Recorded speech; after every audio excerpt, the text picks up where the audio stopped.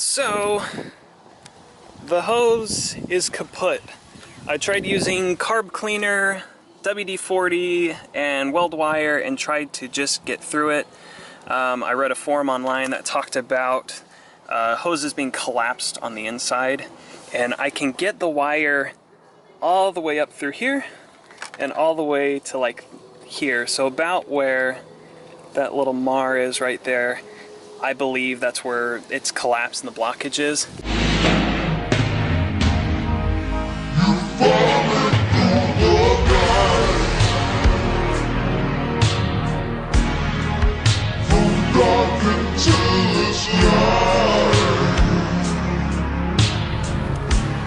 Due to the slope of my driveway, I have been forced to bleed the brakes in the street.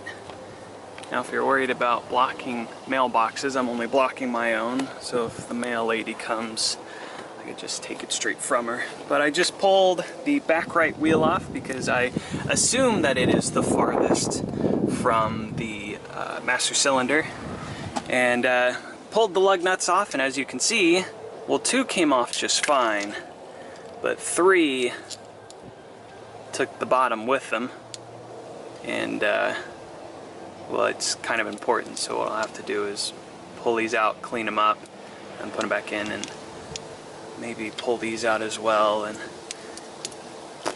clean them up, put them back in. But this will be the first one to bleed, and I have Mrs. Manley to help me out. But this is very rusty, a lot of surface rust, which I'm going to have to come back with some rust converter and just spray these down just to get them good. I also grabbed a wire brush here to just get the surface stuff now, and that way anything that's built up underneath this leoparding won't get any worse, and that it'll all just be kind of an even rusty surface. First one done. I had some serious difficulty getting it to bleed, and also to get the actual little nozzle off. So I had to use a combination of heat and torque and WD-40, not in that order, to get it out. Finally got it out, and then I was like, why isn't it flowing? I had Mrs. Manley stomp on the brake a couple times, what the heck. So I ended up taking this little scrap wire that I have and poking the heck out of it, and it started gushing. So that one's all good. I think one big air bubble came out and that was it. So moving on to the other one. This one came off a lot easier. Getting it jacked up was a pain and a half. But it's kind of a 2 for jack, because now that left side wheel is jacked up. And then all I have to do is move on to the right side and I'm good as gold. I wouldn't say this is the safest way to jack up Type 3 square bed, but it's working. The car hasn't rolled away and crashed into my car. It's all good. And once again, 2 of these. On the other side, I got one undone from the lug nut, but the other one wasn't. So my plan is, when I upgrade these wheels, I'm going to just replace these. Better safe than sorry. And then eventually I would like to put disc brakes on the back. Eventually. So when that time comes, that's when I'll take care of it. But really, I think these drum brakes are working just fine. Pretty good. And bearings don't feel that bad either, but I think when it comes down to replacing the drum brakes and putting disc brakes in, then I'll take care of the bearings and all that hoo-ha. Yeah, let's get Mrs. Manley over here and we'll get this one bled. So I should mention now that I'm using the one-man brake bleed brake kit thing, and pretty handy. Just stick it there. My one complaint though, this magnet isn't very strong. I mean, a nice rare earth or neodymium magnet would suffice, but it comes with a long hose, smaller hose, actually 2 smaller hoses for different types of brakes. On the back side here, I don't know if you can see, probably too close. This is where the bleeder is, and this one's looking just as rusty as the other side, so I might fight with this one as well. Now, the reason why I didn't record the other side is because that one was more in the sun. It was hot, and I didn't want the camera to overheat, because in this Florida heat, the camera likes to overheat. Now, one thing to be careful with is to not round out the this part here, and so I'm trying to be really careful to ruin its threading. But I'll be honest with you, on the other side I had to use the vice grips on it, but just on one side, and I clamped them, that's the word, pretty good, and I heated it up. I already had the WD-40 soaking in it, and I just kind of wiggled it back and forth, not to like fully turn it, but just to give it some movement to break up whatever was stuck in the threads, whether it's rust or just dried chemical, brake fluid, the like.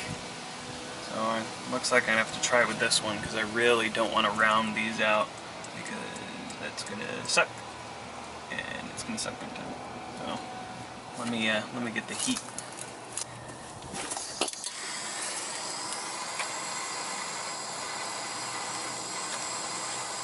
Now when doing this, watch out for your mustache and beard hairs. Oh, well, it's hot.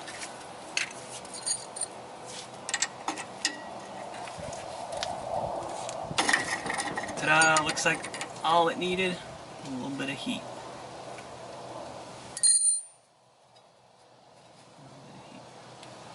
It's not that hot either.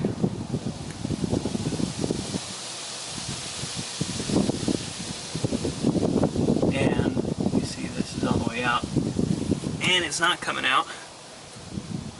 So, looks like I'm going to have to poke it. There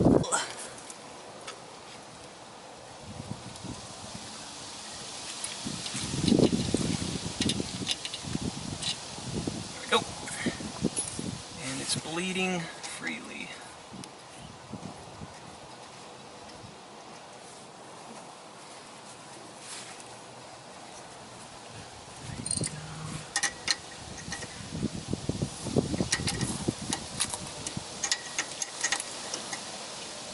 Tighten it in, and then I'll get Mrs. Manley push on the brakes. Darling sweetheart.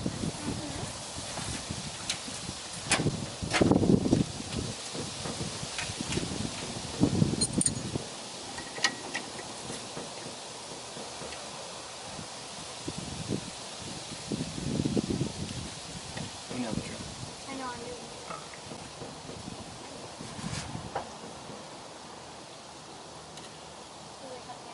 Yeah. Well, this one's looking pretty good too.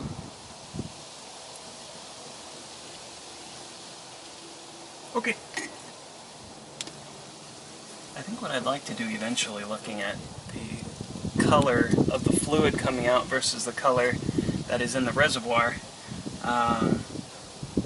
is, well, first to see how difficult it would be to actually completely change out the brake lines.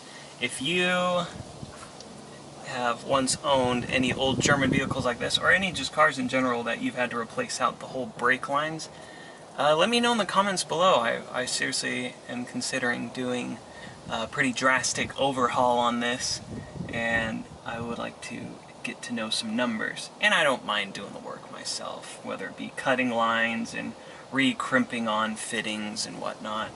I don't mind spending a little money for the tools and all that hoo-ha. But this one is all taken care of, looks pretty good. Then we'll move on to the front ones. I got all the lug nuts off and put the posts in with some grease, just to keep all the rust separated from, keep this metal separated from this metal so they don't adhere like they did when the rust and moisture gets in there. And this one's ready to go. Now I get the wheel on and move to the front wheel. So I started to bleed this one, and I've made a lot of work on this. It can actually move around. But initially, the brakes were rubbing so badly that the wheel was practically locked up. So I opened the bleeders and released some of the pressure in there, which allowed this to move. But now what I've done is loosen these bolts here, and I'm going to take the calipers off and manually spread apart the pads to see maybe that's the problem, and see if that works out. Well, off camera I took the caliper off and spread out the pads manually, and I just put them back on, and it's barely rubbing. That's probably due to how old these rotors are, but it looks like that did the trick.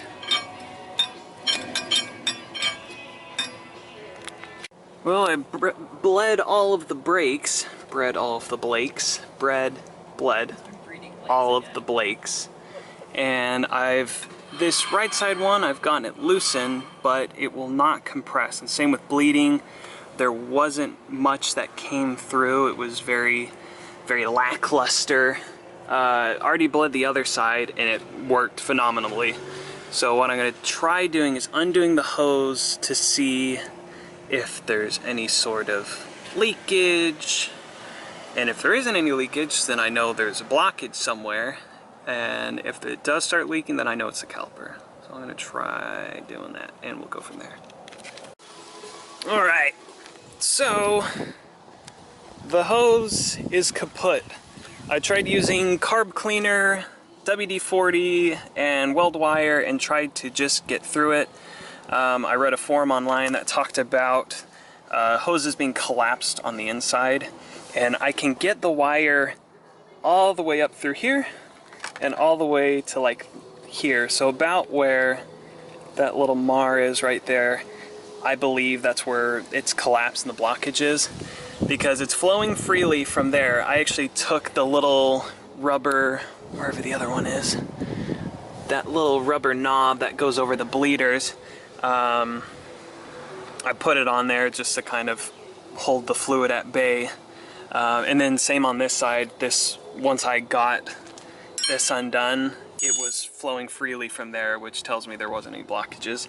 And then, because this is an 1/8 inch NPT fitting, I could actually put it on my compressor spray thing, and it wasn't letting anything through. So I actually ordered 2 of these off of eBay for just under 10 bucks, so the total plus tax was like 14 cents over 20. So what I'm gonna do is I'm actually gonna button this all back up, and then I'm gonna call it a day, because I'm not gonna put you through how to install this. It's pretty cut and dry. That little threaded fitting on there moves around, so you can actually tighten it with this in place without having to rotate this.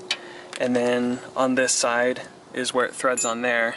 So my suggestion, if you do have to change one of these, is to thread this side onto the caliper first, and then thread this side onto that fitting there that will actually rotate. And I think it'd be pretty hunky-dory, so I'm gonna get this all put back together. I'm gonna push the car back up the driveway and call it a day. Well, I'm gonna call it now. We got it pushed back in place with the help of Mrs. Manley and Mother Manley. Shout out to you moms. And just, I'm a little bummed out that I couldn't get it cleaned out. I was making some pretty good progress, but there was just a point in that hose in which it just wasn't working at all. So now I gotta wait longer than I want to. I was hoping to get this more finished by the end of this week, but no big deal. It's not a big deal. I've got other things I can work on. I sprung another leak in the gas tank, so I gotta drain out the gas tank again. I think what I'll do is, because it's more underneath where the steering thing in the front is, I don't know the official term, you know what I'm talking about. I'm just going to take out the whole gas tank and then just clean it up good and well, patch it up again, and then leave it for another couple days, because I put what was left in the gas can in there just to see if it would dissolve or anything while it was just sitting, and sure enough. So it worked out what I was expecting to happen. But if you have any questions, comments about brake bleeding on this, it's really cut and dry. I mean, there's 100 different tutorials on YouTube of just how to do it, but I'm glad you came to mine. But be sure to subscribe. 75% of you watching right now aren't subscribed, so do me a favor. If you like my stuff, if you've learned anything, hit that subscribe button. And I will see you next time for another exciting car video. Stay rusty.